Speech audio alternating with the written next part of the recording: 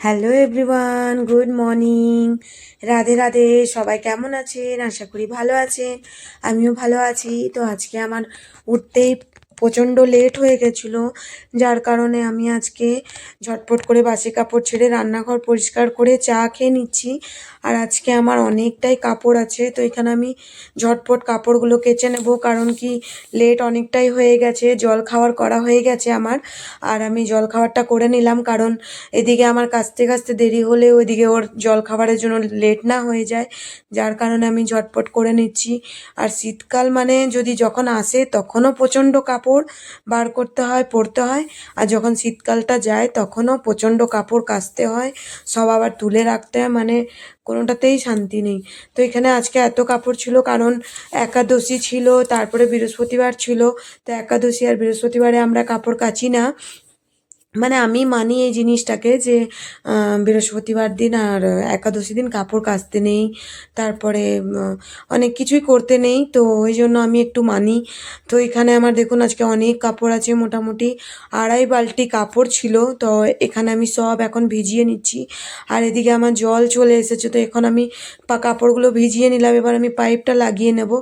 তো এখানে আমি পাইপটা লাগিয়ে নিচ্ছি, কেন পাইপটা লাগিয়ে, আর কালকের জলগুলো প্রচণ্ড ঠান্ডা আছে, আর সকালে একদম জল ঘাটা যায় না, প্রচণ্ড কষ্ট হয়। তো এখন আমি পাইপটা লাগিয়ে ঝটপট ঝটপট করে কেচে নিচ্ছি। আর আজকে এত কাপড় হয়েছিল মানে ধারণার বাইরে।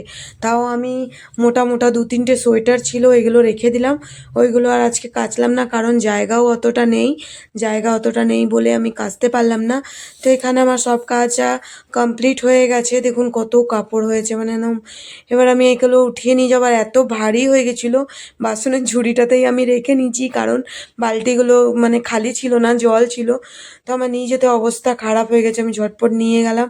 তো উপরে কিছুটা কাপড় উপরে মেললাম, তো এখানে এখন মেলে নিচ্ছি কাপড়গুলো। এখন রোদটা বেশ উঠেছে, এখন মোটামুটি ওই আজকে জলটাও আমাদের তাড়াতাড়ি খুলে গেছিলো, তো এখন রোদটা উঠেছে। তো রোদটা যতক্ষণ শেষ হবে ততক্ষণ আমার সব কাপড়গুলো শুকিয়ে যাবে, তো আমি ওই জন্য আগে কাপড়টা কেচে নিলাম। কাপড়টা কাচা হয়ে গেলে আমার অনেকগুলো কাজ হয়ে যাবে জলদি জলদি। তো কাপড়টায় মেন টেনশন থাকে যে এতগুলো কাপড় কাচবো, শুকোই না, অসুবিধা হয়ে যায়। তো এইখানে আমার এতগুলো কাপড় আটলো না, তো আমি যেখানে আমাদের কুঁয়োটা আছে ওইখানে কিছুটা জায়গা আছে, তো ওইখানে আমি বাকি কাপড়গুলো মেলে দেবো। তো কেমন লাগলো আমার এই পুরো ভিডিওটা অবশ্যই জানাবেন, কমেন্ট করবেন, একটা লাইক করবেন। আর অনেকটাই থকে গেছি, খুব খিদেও পেয়ে গেছে, কিন্তু আজকে আমি বলেছি না, সব কাজ করব, তারপরে আজকে আমি খাবার খাবো। তো আমি আজকে দিনে আর রান্না করব না, কারণ এমনিতেই অনেক লেট হয়ে গেছে। আর ও উঠবে, উঠে জল খাবার খাবে, খেতে খেতে আর দুপুরে যদি সকালে দেরি করে খায় তাহলে আর রাত্রে দুপুরবেলায় ও খেতে চায় না খাবার। ওই জন্য আমি আজকে রুটি তরকারি করে নিয়েছি, এবার রাত্রে একেবারে ভাত করব। আর সবজিও সেরকম কিছু ছিল না, আনা হয়েছিল না, বাজার যাওয়া হয়নি, সেই অনেক দিন আগে সবজি এনেছি। তো এখন উপরে সব কাপড়গুলো দিলাম, তো আটলো না, এখন নিচে দিয়ে দিচ্ছি। এখন অনেকগুলোই কাজ পড়ে আছে, এখনও ঘর মোছা আছে, বাসন ধোয়া আছে।